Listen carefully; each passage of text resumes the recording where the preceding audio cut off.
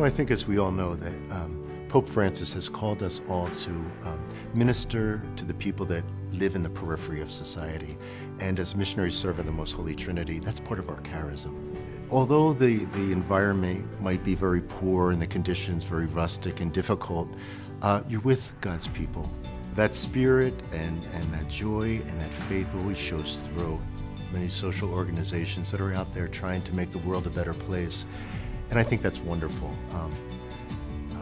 But there's something I think unique about the missionary servants of the Most Holy Trinity is we're not just doing good for the sake of good. There's something else there that we can do, and especially as priests. One time I can distinctly recall that I was invited to visit a woman who was dying of AIDS, and she had a little 3-year-old daughter, and so we went to the house, and she lived in very poor conditions, and she was so weak from the disease that she just couldn't even get out of bed, and she wanted to make a good confession and just to make peace with God and with everybody, with her family.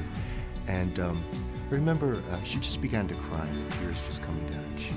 And she just, as she cried, she said, I felt abandoned and lost, but now I feel that God has embraced me one last time, and God has reminded me that He still loves me and will always love me.